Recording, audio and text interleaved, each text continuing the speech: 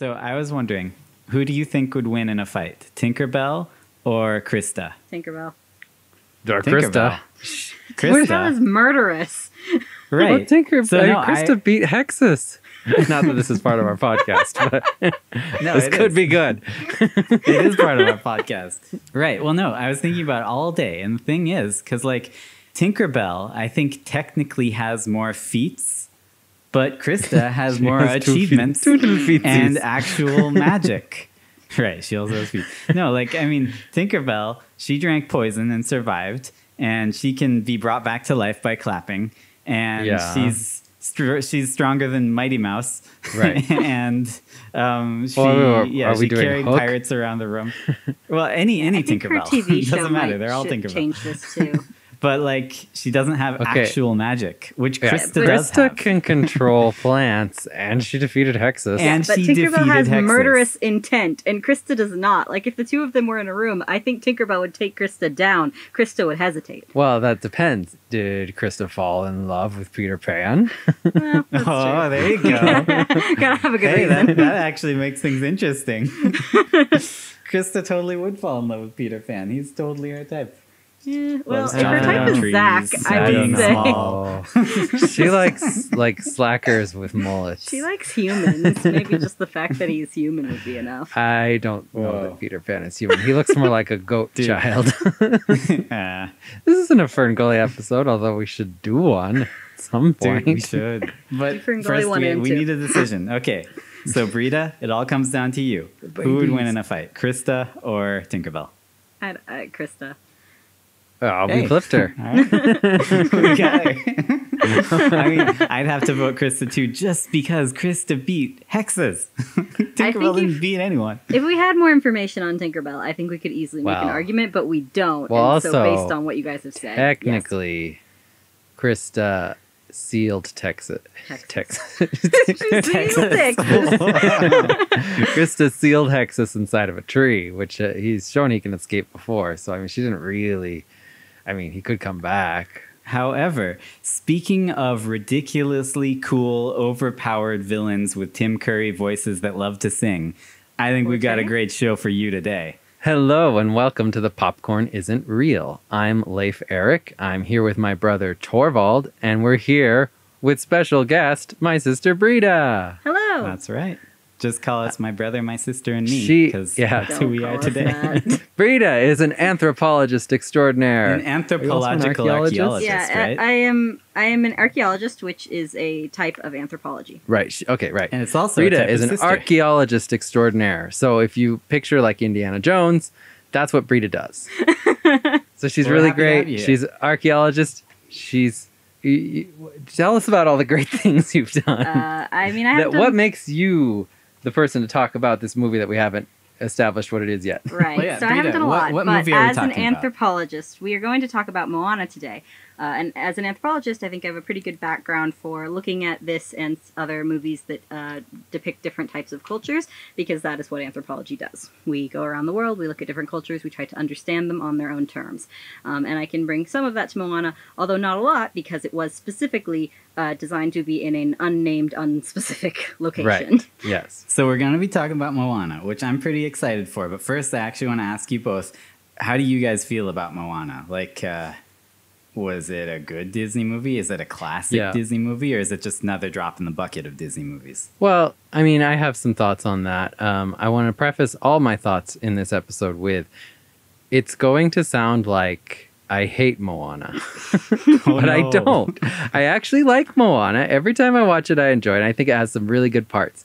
But I also think that there are many aspects of it that could have been better written.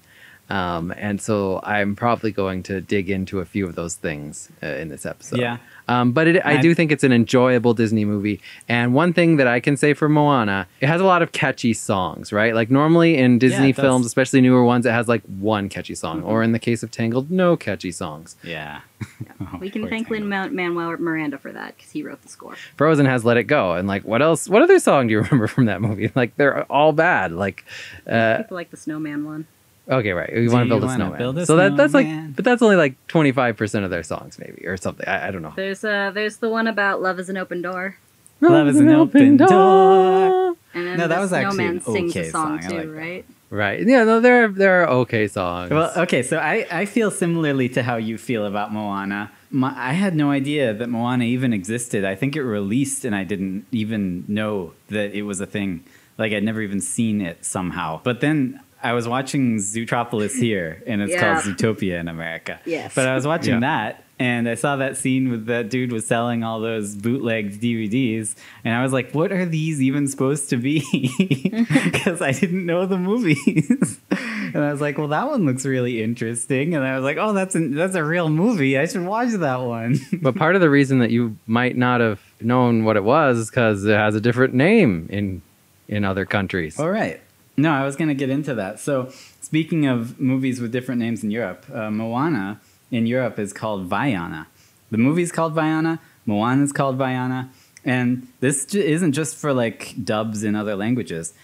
The English version has been redubbed every time they say Moana to say Vaiana instead, which is a pretty big deal. Like, the theory that you told me is that some people think there might have been like a porn star who was more famous. Right, so this is just a mini theory that we're going to go over real fast, Britta, then we'll get to yours. So a lot of people have speculated that this was to avoid comparisons with, apparently there's like a really famous and prolific Italian porn star named Moana Pazzi. But at first, when I read that, I was like, this is kind of ridiculous. There's no way. But then I looked into it, and it gets a little more believable. So it turns out that Moana Pazzi did a lot, like hundreds of adult films. Quite possible that maybe Disney didn't want little Italian kids to go and Google image search Moana and see a bunch of porn images, right? Because that's what would pop up if you searched for that in Italy before the movie Moana came out. Yeah. She was in fact so well known and beloved that she was featured in a 1994 cartoon all about her named Moana Land. So we've got this porn star. Right. She's well known. She has a huge fan base. She is an animated porn star princess, and she's named Moana. Like, I can totally see why Disney would want to distance themselves from that. Right? Why bother continuing to name her Moana in the English American version if they're going to change it to Vaiana everywhere else in the world? Well, so then we'll get to the official answer. The official answer from Disney is Disney Spain tweeted out that the Moana mark, which I assume they mean trademark, is registered in Spain and some other European countries. So they changed the name Moana to Vaiana just to avoid any copyright or trademark debates. Right. And then John Musker, who is the writer and director of Moana, he also confirmed this at Annecy Film Festival. He said Moana is not legally available for use in most European countries. So since Vi means water and Moana means ocean, they just named her Vaiana because it still means water. Unlike in America, Disney doesn't just run own the lawmakers. Disney doesn't own trademarks and copyrights like they do in America. Right. So anyway, that's, I think, very viable as well. But I prefer to believe the porn star story because I think it's more fun. And it's also still believable, right? Yeah. Maybe it was just a fringe benefit of changing a name, though. Anyway. Britta, how do you feel about Moana? Yeah, so my feelings about Moana, I actually think it's a very good movie. I think it is really engaging. There are parts I don't like, but overall I think it's a really fun movie for kids, and I think it will become a classic. But to give a little bit more of an anthropological perspective, I also really like it because Moana has been instrumental in teaching young kids endangered Hawaiian language, the endangered Hawaiian language, that they have recorded a full version of the movie in this very obscure and very few people speak it dialect of Hawaiian, and they are now using that version of the movie to teach the language to children. So I think that that's a really cool thing that it's accomplished, and that really, it gives it a step up in my opinion. Dude, that's pretty cool. Like, go Disney. And I will say that, like, again, I am not an expert in Polynesian cultures or languages or any of that. I have taken a class, and from my limited knowledge about the oceanic cultures, I think they did a pretty good job of representing them. Obviously, they changed some things. There's a lot of really weird, crazy things in every mythology that sound weird to people outside of that culture. And so there are things about, particularly Maui, that would not be great for American viewers. I think that kind of just got swept under the rug, but that's okay. They're making a light version of these mythologies that's not place specific. Right. Do you think they were more true to Polynesian mythology in Moana than they were to ancient Greek mythology in Hercules? Or, Yes. sorry, Roman mythology and Hercules? It's both. All right. Yeah, well, the fact that his name is Hercules Yeah. instead of Heracles. That makes it Yes. Roman, right? It Yeah. does make it Roman, but his mom is still Hera. She's not Juno. Right. So Zeus. Right, that and- movie was full Yeah. of problems. They So, didn't yeah, it's- adhere to it's the very mythology problematic. at all. Like, jeez, why wasn't Zeus Yeah. going around having sex with cows and stuff? yeah, well, I can see why they wouldn't want that in a children's movie. all right. Britta, what is your theory about Moana? Lay it on us. I want to hear it. All right, so the theory we're going to be discussing about Moana today is that at the beginning of the movie, Moana sets off on her journey to go restore the heart of Te Fiti to get Maui, and they're going to go together and do that. And while she is sailing in the ocean, there is a big storm, and she cries out to the ocean to help her, and then she goes under the water. And the next time we see her, she washes up on the beach. And the theory is that at that point, Moana is now dead, and that she is dead for the remainder of the movie, all the way through to the part where she returns the heart of Te Fiti, and Te Fiti rewards her by bringing her back to life, and then she's able to return home to her family and is alive again. And there are some reasons why this theory makes sense that we can get into, but that's the basis of it. Okay, so Okay. I just want to get this straight. So you're saying she dies and is dead for basically the whole length of the movie where things happen. Yes. But then comes back to life at the end when things stop happening again. Yes, correct. Correct. Okay, so you're saying the whole movie takes place in like the spirit world or in heaven or in hell or something? Like, or Essentially in the Polynesian spirit versions world. of that? Right. Yeah. Okay. And so Does this mean the Maui was dead? Not necessarily. So the argument is that Maui and his island and Lalotai, all of that, and Te Fiti were all these mythical creatures and beings that Moana could not interact with as a living normal human, that she could sail the breadth of the ocean and she would never reach Maui's island because humans just can't go there. And so as a result, when she cried out to the ocean to help her, the ocean actually helped her by killing her at that point because that was the only way she could reach Maui. Dude, the Yes. ocean's so nice, so helpful. The ocean has its own issues. Yeah, dude. So the ocean in this movie, I kind of agree completely with Maui's opinion on the ocean. I do The too, ocean honestly. is wishy-washy and should do things by itself instead of forcing Moana around to do random crap for it. Yeah, and for at least Yeah. like the first half of the movie, I had a theory that maybe the ocean couldn't move the heart of Te Fiti, and that was why it needed to No. get a human to do it. It clearly can. It can do whatever it wants. So I don't know why. Well, and like the first time I watched the movie, I was actually very confused because I kind of thought the ocean was Te Fiti, but it's not. It's not, no. Yeah. I thought No, the I ocean agree was with the that. manifestation of some god, and we would find out who that god was, and then I assumed Te Fiti, but actually it's literally just the ocean. It's just the personified Right. ocean, yeah. So I was torn between thinking either the ocean is Te Fiti or the ocean is her grandma. No, it's neither. The No, it's ocean is neither. It's just the the ocean is the ocean. Yeah. The ocean is the ocean, and it murdered And it's Moana, alive. is this theory. So at the start of the movie, Moana's 2 years old. She's looking for seashells in the ocean all alone, and the ocean comes alive. So how could she interact with this living magical ocean monster if she wasn't yet dead? If you're saying that you have to be dead to interact with spirit things. No, there's still magic in the normal world. Like, there's still the ocean is alive no matter what. and like the effects of Te Fiti, like draining the island and it's turning black, that is all real. Moana just couldn't reach these Okay. mythical beings. Real quick, I just want to say about that scene, the first time I watched it, I was like, oh no, this movie's going to get real dark real fast. Like, because you got this like 1-year-old, 2-year-old girl Yeah. running over to the ocean to look for seashells all alone. And the ocean I was like, completely this surrounds her, girl's too. dead. Right. Yeah, no. Well, no, like, yeah, that that's the scene to beginning me is- was very sinister. And Yeah, you're I was leading- certain too. that she was going to die, and then she didn't. Yeah, I was like, oh, okay, well, You're leading a that's understandable toddler into for a Disney movie dangerous not to do situation that. with seashells. But also, Yeah. yeah, geez, why was the ocean being so sinister? And I would say that's good evidence for this theory that the ocean had already picked Moana as a little 2-year-old and was like, she Yeah, can do so this, that was and like was a threat. about to murder her. Yep, was about to say, okay, time to go meet Maui. And then the ocean changes its mind and waits until she's much older. Or perhaps it doesn't change its mind. right, It's her just that father saved her. her father saves her from the ocean. Britta, what you're saying is that the ocean was ready to kill Moana right then at the very beginning of the movie, and her dad saved her.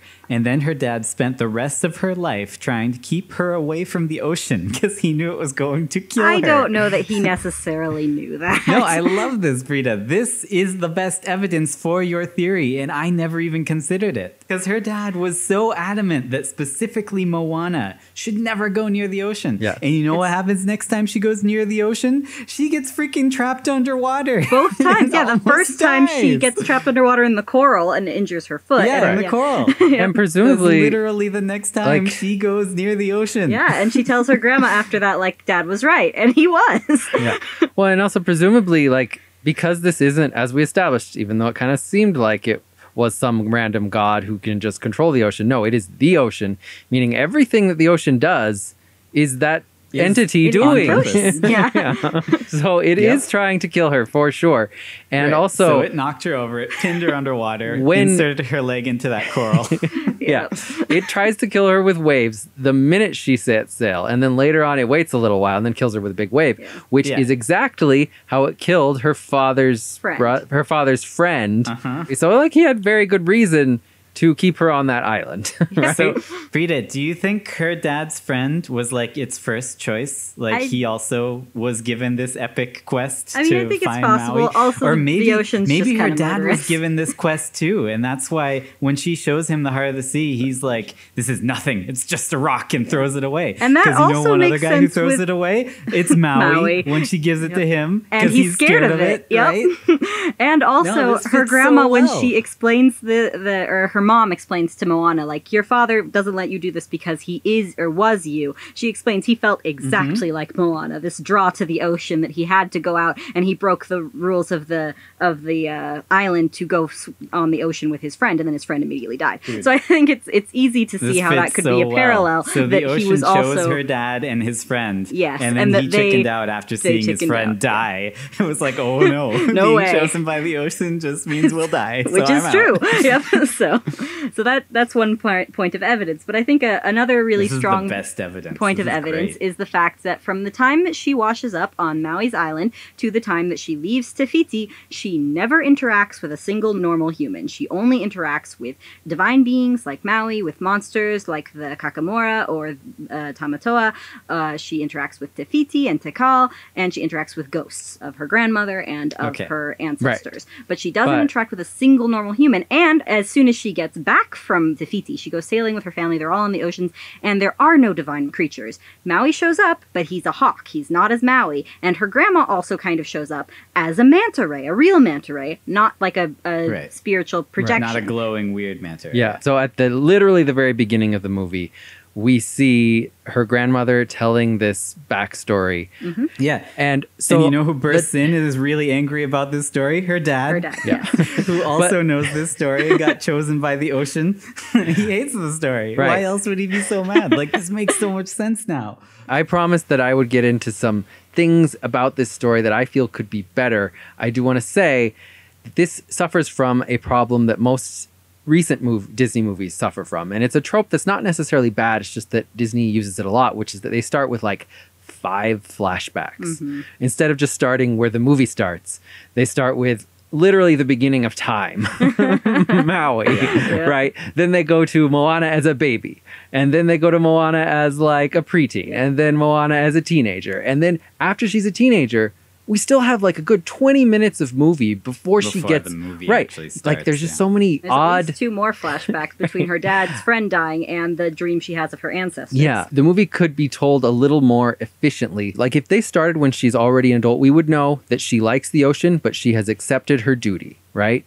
Instead, we have to go through, she loves the ocean, she wants to explore. Oh, wait, she's sort of accepted her duty. Oh, wait, she goes out to the ocean, No, almost gets she killed. didn't accept Now her she's really accepted her duty. Oh, wait, flip again. Now she hasn't, because she gets another long backstory flashback about Yeah. these ancestors we don't even care About the about. ancestors, yeah. And No, learns I that agree. they It was were a little explored. unwieldy. Like it's just It so, was a and little like this is the obtuse. problem with so, like even Frozen. The biggest problem with that movie was just the opening, that they had like 70 flashbacks and just needless story that we didn't need to know. We could start with Anna and Elsa and just like it's more interesting if you don't exactly know why that there's tension between them or why she their stays in her background room. could be revealed organically. Yeah. Anyway, so that's just my complaint about the beginning of this movie. I think they do that to make All it right. more easily accessible to children, or that's why But, they like- think they do Right, it. I that's don't what I was think gonna they're say, correct. is it's in But like, kids that. it's can like if understand. we Yeah. started Mulan when she was a baby and she wanted to fight, but then Which we is see how the new live action Mulan starts. exactly. Well, no, this is Yeah. all the live action movies are now doing this. They're taking a good, efficient story and then they're spelling everything out for you. Thing, but like, yeah, if Mulan Right. started with her as a baby and she really wants to fight, but then something happens. Now she doesn't want to fight. She just wants to be a good daughter and get married. Now she's a preteen and she's practicing But getting married. immediately But then she after, decides she to go wants out to and fight fight again. again. Oh wait, no, she actually got hurt. So she's not going to do that. She really decides she's definitely going to be a bride this time. So she goes, oh, she's not a good bride. Oh no, her father gets conscripted. Like now we're at where the movie actually begins, right? Like there's no reason for any of that previous stuff because Mulan is a great movie without any of that, you know? And so would Moana have been. I watched Moana with my son, and during that entire opening sequence, I would agree with Britta that they're simplifying it for kids, except that my son kept asking me, he was like, what's going on here? Why is she growing up so fast? Like, I thought she was a kid. Why is she older now? And I was like, That's why I said I I think they think they're simplifying it. Well, for And he was kids. like, well, why didn't I grow up that fast? And I'm like, maybe you'll grow up in a few years. Okay. Britta, back to your theory. I have 2 more questions regarding the beginning for you. Number 1 question. Moana's grandma, who loves the Maui myth and wants to fulfill the ocean's desires, she dies yes. and goes into the ocean. Why But didn't her- the ocean use her? Her body didn't go in the ocean. I think that the ocean. Well, her spirit sure did. Yeah. Like, she was a manta ray swimming around, surfing around the rest of the movie. Why couldn't she have done the deed?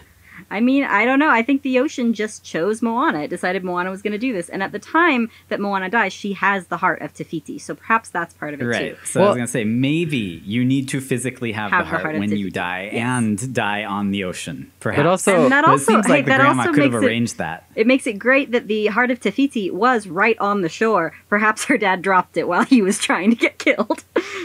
That's true, yeah. but I mean, the ocean gave it to her. Yeah, I know. interestingly enough, though, Moana, throughout the whole movie, does not think that she can return the heart of Te Fiti. No, She thinks she that thinks only she has to Maui give it to She can do thinks it. Maui needs to. Do they give a reason for that? Just because her grandma No, told it's her just to. 'cause I Maui think. So her stole grandma's it. just I think, wrong. I think Yeah. from her point of view, it's like an atonement journey for Like- Maui. I think Like, she that's needs true, to and get also him I to think there might be atone. some idea of like I am just a human. Maui is a superhuman. He has the power to Right. do this thing, and I That would don't. make some sense if Maui returning and atoning was somehow what distracts Tekal long enough that Moana can put the heart back. But how it is, Maui doesn't need to be in this movie, right? Yeah. Like No, Moana Maui could have does done not play any 'cause, like, role in this movie. Moana could have just gone there and returned the heart herself, and it would have been fine, right? I mean, Uh-huh. I guess maybe She he sure helped her could've. get through that little cliff thing, but I Yeah, kind of I- think well, like, also, her powers are way better than Maui's. Her powers are just the Yeah. ocean. Yeah. She can do so Yep. much The more than he ocean, can. Totally, it's true. But I do Except think it that doesn't was do anything for how her, it's ever. true. The ocean, as Maui said, is very just kind of changeable and does whatever it wants. You cannot depend It's on the fickle. ocean. Like, Yeah, except that you can because Disney used it as a lazy plot device to Yes. just force their characters together and have their story work. Once they realized that, hey, this story kind of doesn't work, Yeah. right? There are a lot of plot holes. Hey, maybe the Yeah. ocean can fill in all All of those of plot holes. hey, water does flow into holes. The writers knew that the ocean was very convenient because they keep having Maui comment on it like Yep. throughout the whole movie. Okay, so she meets Maui on the island, and I have a question for you, both of you. This doesn't have to do with Britta's theory. It's just something I always wondered. Why does Maui need a boat? Like, why can't he get off that island He without a boat? Why is specifically he so says it excited in when he his sees a song. boat? He says Maui can do Oh, yeah? everything but float. Yeah. Yeah, they, Okay. they fill And that then, plot hole in literally without 2 the minutes ocean. later, Well, Maui says, "All right, I'm out," and jumps in the ocean and swims and floats. Yeah. So Maui can float. So well, he can swim, but presumably they're still close to their island. yes, at that point. was my thought as well. So apparently he's just going to maroon himself yeah, again. he was just like, forget this. I'm going back to my marooned island. Right. But I'm just saying, so Maui is a demigod. We know that he has constitution and immortality. Well, we don't know basically. that he has immortality. He could just swim to Yeah, another several island. times he thinks they're going to die. Right. And Yeah, but he's also been on that island for like, what? 1,000 years. I have a theory, even though Moana is dead and she is now some sort of spirit creature, just like everything else she interacts with, spirit creatures can kill each other Yeah, because I agree they with do that seem theory. to be afraid.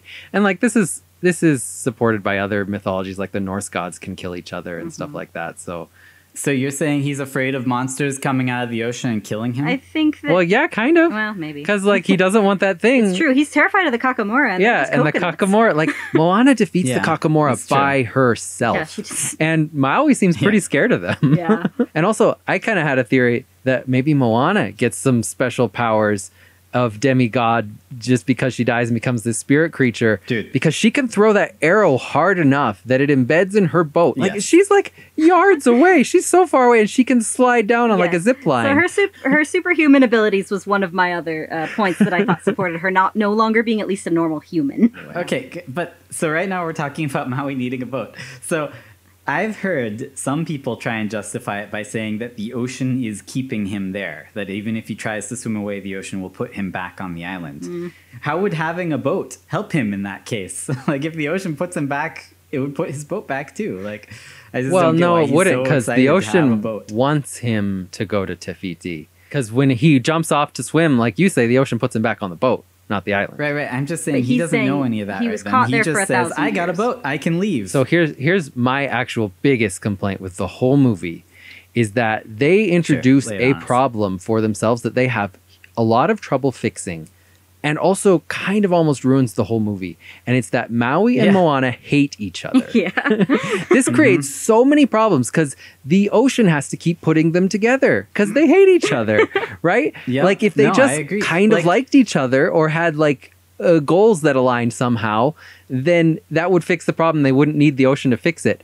But the other reason this ruins the movie is because why do I care about Maui or Moana if they don't care about each other, right? Like my investment in the Right. characters is often influenced by their investment in each other, right? It's like in Aladdin and the genie really like each other. They are friends. I mean, they establish that quickly and easily through song at the very beginning. You ain't never had a friend like This me. is like right? Rush Hour. This is like Chris Tucker and Jackie Chan. You know, they hate each other, but they form a bond as they go along. But like I feel like it's kind of Disney has gotten more corporatized, right? So there are more and more executives over the writers who think they know what's right, saying what makes a good story is conflict. And so the writers are like, okay, the Yeah. main characters hate each other, right? It's like a rom-com kind of thing almost, right? They hate Except each that it's other. not romantic. But it's not romantic, you know? But like, I mean, it's just that kind of lazy thinking that like, this is the only way to do it. Whereas if you look at a movie like Aladdin, the genie and Aladdin have plenty of conflict between them, even though they really like each other. They're best friends, you know?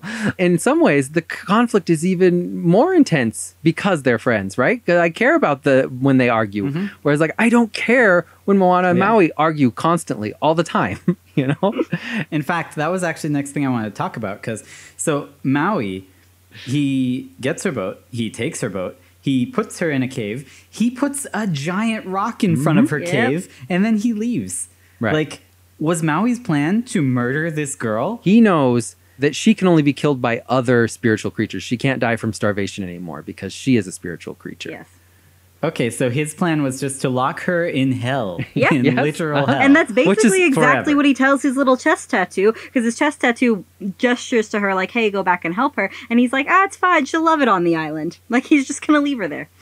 This plays into something, too, with the ocean just trying to murder her. I think that we could say that these demigods and spiritual beings have sort of different, maybe morality and ethos than we have. That they don't see it as just so cold-hearted and evil to just murder a girl or lock her in a cave for Yeah, 1,000 steal her years. stuff. Because they just have a different kind of understanding of these Yeah. things. Is the realm of monsters different than the spirit world? Because you say she's already in the spirit Yes. world, and I always, when I watched that movie, I assumed that mountain was like the gateway to the spirit world. I don't think So that how it can you is. go from the I spirit don't think world there's into any the spirit evidence world? really to support that it is. All they say is that it is the realm of monsters, and when they go there, it is filled with monsters, and there are no spirits, there's no other humanoid beings. Yes. So at this point, Maui asks, why didn't the ocean just bring the heart back to Te Fiti by itself? Or bring him his hook? And I kind of wonder the same question. So at least the question of why the ocean didn't bring the heart back to Te Fiti itself, I think, is answered by the time when Moana is like, the ocean hurts Tikal, she can't move off the reef. Like, the ocean cannot touch Tikal, so it cannot put the heart in her. So, yeah, how did Moana survive that fall into that mountain? Yeah. What do you think, That's a Britta? good question. That is a good question. And I think this is one of those moments where Moana shows some very superhuman, supernatural abilities that a normal human would not have. So she jumps into Lalotai, she swims for a while, and then falls out, and Maui does a perfect dismount and lands wonderfully. And then she falls on top of Maui, and then falls on several more rocks and falls even deeper in a way that absolutely would have hurt or killed a human. And I think that she couldn't have done that if she were still alive at this point. Right. And the only time we see her get hurt is at the very beginning when her foot gets caught in the coral. And her foot, Yes, despite that's the being only pretty time. badly scraped, and that was only yesterday, is fine at the end of the movie when she's walking toward Taka. And I would argue that's because she's no longer in the physical body Right. that was injured by that coral. And, like, other than that, like, she does lots of things like this throughout the movie, and she never shows any sign of being winded, any lasting injuries, any, like... Not just that. So I want to say that her fall is like ostensibly superhuman. Yeah. Maui clearly thinks she will die if she jumps in. And then she jumps in and he says, well, she's dead, and walks away. This, I think, is one of the best confirmations of this theory because Maui literally confirms it just then. He says, well, she's dead. He's just stating a Yes, fact. you're right. He didn't maybe know it before then. Now he knows, oh, she's a dead spirit, you know? Yeah. She, Right. That's why she was able to come in. and that's here. I why, get it. so this one moment, without this theory, it ruins the emotional story of the whole movie because they don't care if the other one dies. So why do I care about them? Unless this is just Maui stating a fact. It's not that he doesn't care about Yep. Moana. He knows that she's dead, Yep. that she'll Right. be fine. And he might have because she thought can't. so before, Yeah. and he confirmed it right then. Although I He's would like, say "Oh, that goes she's dead." against your Okay. theory that he didn't think he was killing her by trapping her in that rock thing if he wasn't Right, sure then if she he was certainly dead. thinks he's dead. Yeah, well, he suspected, Yeah. but he hadn't confirmed it until that Until fall that moment, he was Yeah. like, yes, she is definitely dead. He was willing to be a potential murderer. Or maybe it was just like, for one brief moment, he worried about her, but then he was like reassuring himself. He's like, you know, she's dead. Yeah, it's fine. Yeah, it's like, oh, she's dead. It's okay. This isn't really related to what we were just saying, but I realized that I think one of the reasons that the ocean keeps pushing Moana and Maui together and wants them to return the heart together rather than just having Moana do it could be, in fact, to teach Moana to sail. Because Maui states that the ocean really likes people sailing around and discovering islands on it, and that the ocean's sad that people aren't doing that anymore, and that's why it set Moana on this quest. And if that's true, Moana is now coming from a village of people that do not know how to sail, and one of the really important skills she gets from this movie is that Maui, a master wayfinder, in his own words, teaches her how to sail, and at the end calls her a master wayfinder. Here, wait, Eric, we moved on too fast. So you say she fell down, he goes, she's dead. He's just stating a fact. I think this is really interesting because something that always stuck out to me is he thinks she's dead and walks away if you watch this as a normal movie. Right. Like, he believes that she died and she's gone and won't be in the rest of the movie anymore. And yet, the next time Maui and Moana meet each other, he is not surprised No. to see Yeah, her. not at all. She's Yeah. surprised to see him. He And- just peeks over her shoulder and starts explaining things, and then she punches him. And see, Like, that's why I just believe that saying. that's the biggest confirmation of this theory, is that moment right there. You're right. And fixes Like, the biggest problem in the if he movie. believed that she died, he would have been like, oh, she's alive. That's weird. Why is she alive? But no, he's completely accepting that she's still there. It's because he knew she was dead all along. He was just confirming it. But can I say, just because Okay. we're talking about Lalo Tai, a small note. When she falls all the way down, she sees like a Twilight Princess shadow monster, like from Zelda Twilight Princess. That's Yeah. like really cool. And it's walking toward her at like Yeah. a low frame rate. Oh, like yeah, I it's love that like it's thing. Sadako or something. And then it just And then it just gets spit into spit the away by a sky. geyser. I'm like, why couldn't we see more of those? We saw Yeah. so much of the stupid coconut people. Like they were just the most I forgettable know. villains ever. Like the second think time I watched it, it I was was like, I don't 'cause even remember this I part. agree. I thought the exact No, same thing. I think it was probably too scary of a I monster. agree, So they're yeah. like, we can't put more than So they one can only in use it this. as a I'm joke. surprised they brought it in at all because it was very scary but very cool. Let's talk about the best monster in this entire movie. Tamatoa. And in Tamatoa. every Disney movie. Mr. Tamatoa. Dude. Oh, he's so freaking cool. Yeah. I love Tamatoa. He's pretty cool, yeah. I personally like to tell people that they should make a series of like buddy cop kind of films between Maui and Tamatoa before Maui cut off Tamatoa's That'd be leg. great. I mean, canonically, they were friends Yeah. until he cut off Exactly. his leg. So I would love to see all Moana that. says, you two must get along great. And he says, well, yeah, until I ripped off his leg. Exactly. So they were friends. They did get along great. So Right. And this actually fits because one of the part that stuck out to me most about Tamatoa's amazing song, which by the way is amazing, but the part that sticks out to me most is that midway through the song, he suddenly just switches gears, turns out the lights, and starts creepily singing about Maui's backstory. And it's so creepy for Tamatoa to know that. Like, why does he know that stuff? It makes sense. Yeah, no, that's exactly why I kept saying that, because I was like, yeah, there should be a reason that these two knew each other well enough that Tamatoa knew Maui's backstory and can use it against him. If Disney's making a prequel about Gaston and LeFou, they can make one about Maui and Tamatoa. And they should. No, but I want to say, like, the actor who plays Tamatoa is Jermaine Clement, and he just has, like, an amazing voice. Like, he's in Men in Black 3, and, like, that's just his voice. That's just the voice that he has. And, like, I'm just confused as to why he doesn't have a career like Tim Curry. Voice acting. You know? Like, he should be in everything. No, he's great. Tamatoa's song, Shiny, is the best song in the movie, and also... one of the best songs ever, like, as far as Disney's concerned. It's pretty great. But it is divisive. I'll say I watched this movie for the first time with Freya and Valkyrie, and they ended up skipping through the song. They watched about half of it and then said they didn't want to watch the rest. And I was actually talking to a friend shortly after Moana came out, and he was saying to me, like, oh, yeah, I loved the movie, but man, there's one part of it that I just really didn't like. And then I cut him off. I was like, yeah, well, there's one part that's awesome, because I knew what he was going to say. I was like, Shiny is the best song ever. And he was like, yeah, I guess it's just a love it or hate it sort of thing. I love it though. But what you were saying, so like the songs at the beginning of this movie are really bad exposition and unnecessary exposition, whereas this song is just amazing exposition because it's all told through conflict. Really good, there's this awesome, cool fight scene, and we're getting all of Maui's backstory all at the same time. It's not like at the beginning where we had to get like her ancestors' backstory and her father's backstory. Like, why do we have to know her father's backstory? You know, and it suddenly made Maui's backstory really meaningful and real because at the same time as he's being made vulnerable by us knowing his backstory and Moana knowing his backstory, he's also being made vulnerable by the giant crab smooshing him against the wall. I agree. Like, so anyway, that is very good storytelling. Oh, man. The writers really pulled it off there. So I already talked about how I thought maybe Moana, when she died, sort of became a demigod. Did the chicken Hey Hey also become a demigod? I mean, at the very least, it has to be a spirit, right? Yeah. I would have argued that, yes, the chicken Hey Hey died with her and is a spirit during the movie. And then I will say, so the first time it gets the stone, it just eats it, which maybe it did that on purpose, but the idea is like, oh, this dumb chicken. But the second time, when she's about to lose the stone while she's fighting Tikal, it grabs the stone before it falls in the water and then gives it back to Moana. It wouldn't have mattered because it would have fallen in the ocean, which is their friend. Yeah, it's true. They should have just given it back. But it's not gonna. Like, there's no conflict here. Just in fact, throw the stone in the ocean. It's safer there. It's true. That is the most safe place for it to be. Safest place for the stone. But okay, one other thing about the end of the movie. So the big conflict here was that they needed to get past Taka to get to Te Fiti, right? And they couldn't get past Taka because Taka was just too big and strong and powerful and threw lava at them. And that was why Maui left, because he got his hook broke and he's like, I'm out of here. This sucks. So Moana goes back and manages to get past Taka, just barely. Right, on her own.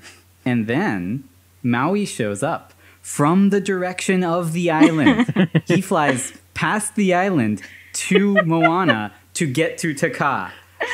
Apparently getting past Taka was no problem. Well, because he freaking did it just to get there. If Moana is distracting Taka. Yeah, and I also think that part of it is Taka is drawn by the stone, and so the fact that Moana had the stone drew the attention to her, and Maui can do whatever he wants.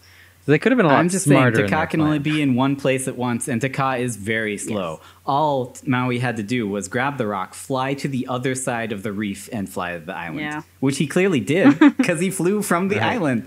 Well, but that wouldn't help them anyway, because Te Fiti wasn't on the island. Yeah, but they didn't know that. But they didn't know that. Which he should have known that, because he flew past the island. But anyway. He wasn't paying attention. So, do you think Taka was attacking them to get the heart, or was attacking them because he just wanted to murder? So I think that the implication by the end song where Moana sings to her, has her come to her and says, you know who you are. I think the implication was that she was just angry, that she had lost her heart and had become this kind of incarnation of anger and was just lashing out. And I think she did want the heart, but she also wanted to kill them. And that when Moana finally offers her the heart and says, you know who you are, that's her saying, like, you are not this incarnation of rage. And that's why she calms down. She goes entirely black instead of with the lava streaks through her. And then Moana's able to put the heart in her chest and not get burned. Yeah.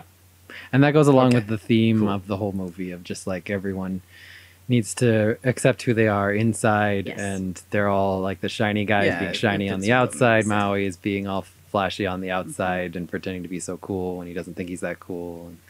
But wait, since we're talking about her song, so in this song, I don't remember the actual lyrics, but she says something about, I'm the girl who loves the island, I'm the girl who loves the sea, it calls me. Right, yes. And then at the end, she says that the call is inside of herself. Yes. I am Moana. And we know that she dies by going into the sea. Could this be the call of the void? The call was inside her. What's the call of the void? Yes, so the call of the void is a psychological phenomenon, and I am not a psychologist, but it is the idea that people will frequently have intrusive thoughts to basically kill themselves. To like jump off a cliff or into the ocean. Bridge, or in the ocean. And yeah, and it's not a suicidal like desire to die, it's just the call of the void. It's like, I'm on this really high building and I want to jump off it. Like you feel like that, and then you're like, no. And so yes, I think this could be a manifestation of call of the void. Right. I think this just went to a real dark place, and I don't really see any evidence for that. But well, I mean, she jumps into the sea and then she dies. And she keeps talking about the sea calls her, but actually the call is inside of her. I still don't really understand that line. Well, I mean, but it makes sense because what she's saying is it's all psychological. Oh, right? Okay. So yeah, the call wasn't out there at all. It was all in her head, trying to get me to kill myself. The popcorn wasn't real. The popcorn wasn't real. I think what they were really trying to say there was that it was the call to be who she really is and not be shiny. Right, and she is who she really is. She's a wayfinder now, right? Like she's in the sea. So Britta, at the very end, Te Fiti is restored, and then kind of like gives them gifts. Yes. Maui apologizes and gets his hook. And then Te Fiti doesn't really do anything for Moana besides rubbing faces with her and then giving her a boat. So yes, she gives her a boat. Was that boat like the boat on the river Styx going back to the real world? Or so I think that, because you say she resurrected her, but I didn't see any sort of resurrection going on. So Te Fiti has the power to create life. We know that. Well, Te Fiti is essentially the forest spirit from Princess Mononoke, right? Like she's something that brings life, but if you chop off her head, she'll murder you. Yeah, I mean, you're right. Yep. But like we do know the one thing about Te Fiti is that she brings life, and if you take away her heart, she doesn't do that anymore. She brings death. And that Maui stole the heart of Te Fiti so that he could give it to the humans so they could create life, which I want to point out humans can do anyway. It's called sex. Yeah, they can do that. I mean, I guess he's saying all humans were sterile before they got that. But then they would all be sterile again at the end of the movie. Right, but what I mean is humans can already... It was about Moana sterilizing the human race. Humans can already create life, so this heart of Te Fiti must have given them the power to do something other than that, right? Which might mean resurrecting people, like restoring life. And so we know that that seems to be Te Fiti's only power. So I think that that gives credence to the idea that... Yes. And so, yeah, we've seen that Te Fiti. She creates just like plants and they grow up around her, similar to the forest spirit. And I think that that's very easily what she did with Moana too, right? Just by touching her, Moana is once again filled with life. And they didn't necessarily make a big deal of that. I will also say that touching faces thing they did is a real New Zealander tradition where you press your heads and your noses together, and it's called breathing the same air. And it's something you do to really like solidify your bond of like friendship or familial bonds. I don't know a ton about it. I think it's gross. And if you breathe the same air, of course as you the do right now. life It's giver, COVID-19 then you time. get Faces are so I greasy. understand. But anyway, so I think that is a really, I mean, again, I don't know that much about any of the Pacific Islander mythologies or whatever, but I do know that that is a real practice, and I think it's cool that they had this kind of moment of it. And I think, yeah, that's an excellent moment where she was touching the goddess of life, breathing the same air as her, and then was given life. Yeah, the breath of life. Well, I think that's a really cool theory, and I think there's a lot of evidence for it. And honestly, I think the best evidence is her dad having done this before and just freaking out the rest of his life about that evil ocean that just wants to kill his family. And it also makes sense where with the end of the movie, she comes back, hugs both her parents, says, I think I may have gone a little past. I may have gone back past the Yes. Yeah, meaning I died, guys. And then her dad responds like, oh, that's okay or something. I don't actually remember what he says. But like he knows it's fine now because she fixed the problem. The ocean will no longer try to murder her. He knew that she did the thing that he didn't do. Yeah. And so then he's like, yeah, now the whole village can be wayfinders again. It's fine. Just going back a little bit, when she sees her grandmother and then all those spirits of her ancestors who float by, they're all blue and glowing. Yes. So I did want to talk about this. So there are, again, two ways that you could explain this. The first is that she's maybe not entirely dead. She's in like a state between life and death. I don't think that really holds water. She's a demigod, like or she's a demigod, like Eric Maybe said. spirits don't see themselves as blue Yes, and so that's glowing. the They argument see that I themselves was as going normal. to say, is that spirits see other spirits as blue and glowing. And so we are seeing this scene through Moana's eyes. But if we were seeing it through her grandma's eyes, her grandma would have been normal and Moana would have been blue and glowing. Okay. But no, this is a great point to talk about the theory that Moana is a demigod. So first thing I want to say, because this is something I looked into a lot while I watched the movie, because I thought it was more believable than the Moana is dead theory. But I actually kind of like the Moana is dead theory. They're kind of the more same, now. though. But she could be both. they are. So, well, here's the thing. We know that baby Maui was thrown into the ocean. As a human. He did not survive that. He died. And then the gods granted him the ability to be a demigod, right? Yes. We also know, based on your theory, that Moana was thrown into the ocean and then suddenly was super powerful. Maybe she was granted the ability to be a demigod. I think there's good Would you evidence. argue that she is still a demigod at the end of the film? She gets resurrected by Tafiti. We know that. Now, Tafiti gives the hook back to Maui, but she never touches Maui, right? So Maui remains a demigod. I think Moana is no longer a demigod. By touching Tafiti. Yeah. And that's interesting, too, because when he takes the heart, he does it with his hook. He pries it out with his hook and then grabs it rather than, like, reaching down and touching her. But counterpoint, in Wreck-It Ralph, Ralph breaks the internet. Moana can just straight up summon water, just like in a giant spout, just because she feels like it. Yeah, well, that's a Moana who exists. But also, in the Pocahontas has internet, the power to control wind, which she did not have. Yeah. Well, I don't think we can use for that her as song, canonical she did evidence. kind of make wind while she painted with its colors. But no, so the theory kind of goes, at least the version that I've kind of seen evidence for, it goes that the ocean is either a god or is controlled by a god, and that this ocean god clearly chose Moana. So she is a demigod of the ocean, and that her powers kind of grow throughout the movie. Then why even need a until the ending sentient scene ocean? when she like embraces the powers. I don't know. I mean, why do gods make demigods at all? We don't know. And why doesn't Maui have any powers? Like, period. He can blow air he's really, really really strong. hard. Right, he's really strong. And, well, this is the thing. Moana has the same powers as Maui, except for the fishhook. Like, they're both really, really then strong. that's it. We've established whenever Moana hits anything, it's with incredible force. Like you said, Eric, she throws that harpoon so hard it embeds itself in the ship and she's able to zip line down it. Before that, when they first fired the harpoons at the ship, Maui starts yanking them out of the ship. And it's hard for him. Like, he's straining to get them out. Moana rips one of them out of the ship. It's the one in the ship, which is stopping the ship from moving. And she rips it out. She has to struggle for it, but Moana's she does get it pretty out. strong. So then she jumps over to the Kakamura ship with just an oar and bashes the crap out of them. She fights all of them at once, wins explanation easily, for why she smashes can one do of that, them which is down through coconuts. the boat itself. Yeah, like Rita said, her explanation is that Moana type is super effective against coconut Yes, type. it's a bad explanation. In the underworld, when Maui surprises her, she punches him in the jaw, causing clear pain in deformation of his face. And he has to stop and collect himself. And this is Maui. He shrugs off hits from Temotoa and Taka. He gets pummeled by gods. And Moana can hurt him. Yep. I'm just saying. Now, magical feats. Like you said, in the big storm, she asks for help and she wakes up on Maui's island. She gets help. She gets launched off the boat by Maui. The ocean puts her right back on. The heart is literally at the bottom of the ocean. She goes and She gets goes to it. get it. Yeah, that part is That wild. part, like, she's in the Swims middle to of the the ocean. bottom This of is the not ocean. like the bottom is close, I don't think. I mean, evidently it No. is because she can see it before she jumps in, but it shouldn't be. I mean, it's like an archipelago. So, yeah. Maybe it's Yeah. not that deep. I don't know. She has an affinity for water. Water helps her. And in fact, at the end, when I think she kind of fully realizes her station as a demigod, she commands the sea to part for Taka. Like, this is the one time where she specifically commands the ocean, Yes. not just asking for help. She tells it what to do, and it does it. She can also, like, slow down time right there. Well, yeah. I think that's more artistic.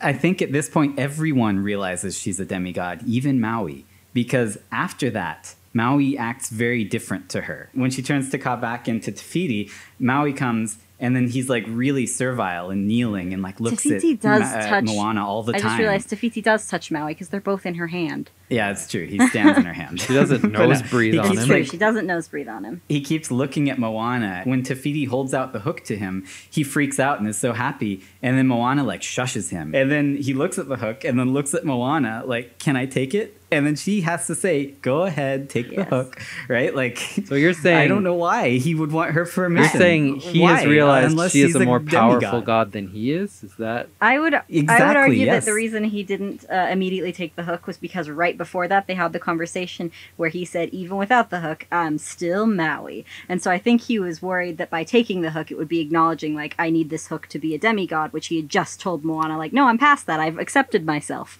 You know. No, I think he realized he is just a simple demigod of a hook, and she is the demigod of the ocean. So he respects her.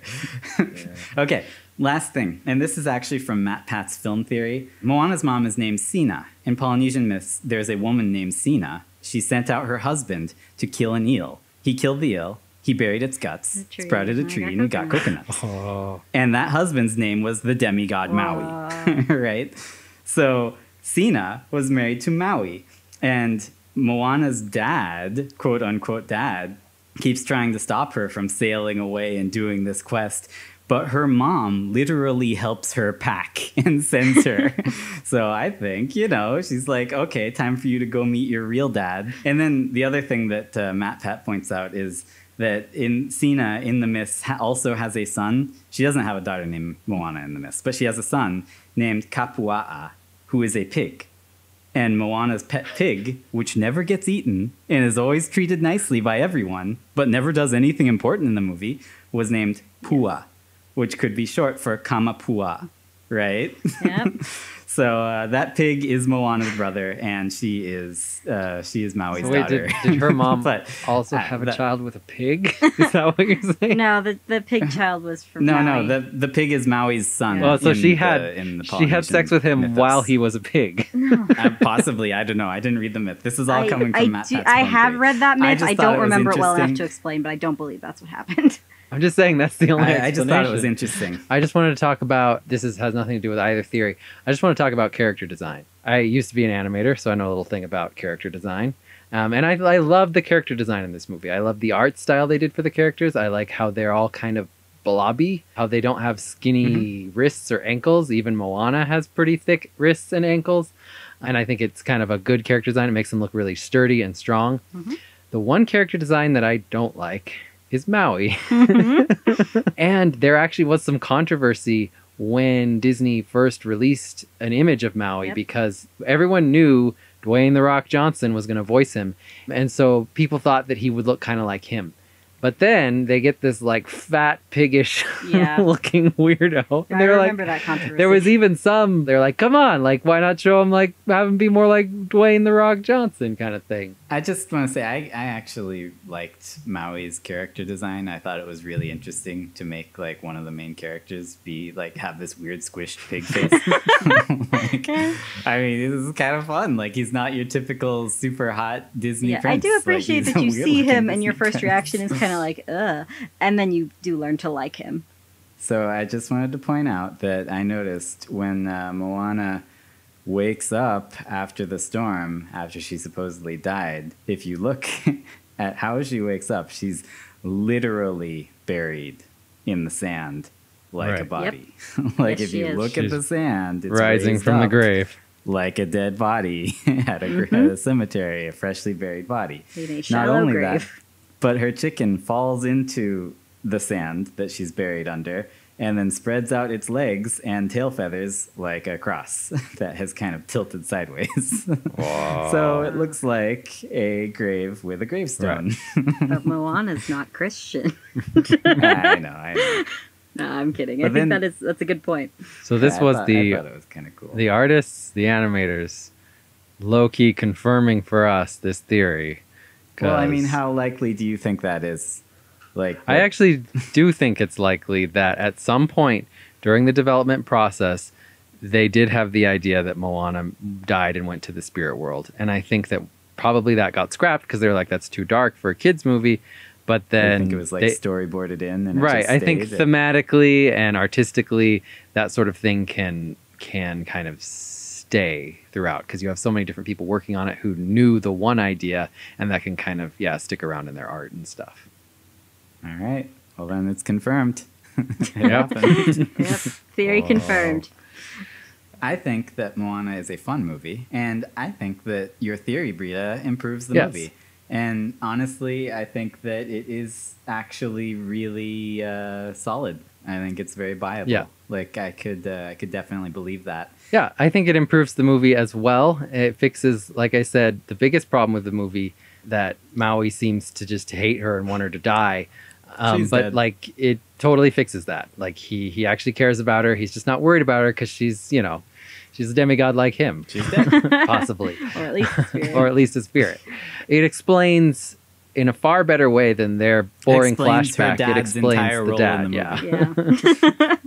I also love that you pointed out that at the end of the movie, she does see Maui again as a Yes. bird, and that's it.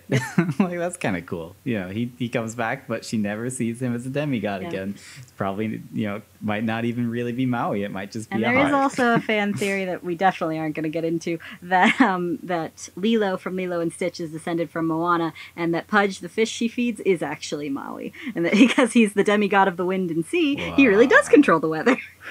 So then, does that mean that all the monsters that Moana meets this movie are actually aliens? Whoa! Mind blown. They live in Lalutai. And also, this kind of ruins the whole she's dead It theory. really does. Yeah. She's dead, and there are aliens. Now, that's good writing. That is good, right? There you go. But yeah, That's I think pretty Moana's a good. great movie. I really enjoy it. I still think there are things that could be improved. I would take out the Kakamora part entirely. But I do enjoy it. I think it's really fun for kids, and I like that theory. There are a lot of theories like this where people are dead or dreaming or something that I think kind of Yeah. damage the movie, take something away from it because it's kind of like, well, it didn't really happen. But Right. I think this one adds to the movie. All right. All Well, this has been The Popcorn Isn't Real. Thank you for joining us, Hey, Britta. thanks for coming on Yeah, today, thank you Britta. for having me. Appreciate it. And this is Leif Eric and Torvald and Britta, and we are signing off. See ya. Bye. Thank you so much for listening. Opening music for this episode was provided by Christine. If you want to see how our theory holds up, we provide links in the episode description where you can enjoy the media we discuss. And if you like our podcast, don't forget to rate, review, subscribe on whatever platform you get your podcasts. And remember, the popcorn isn't real.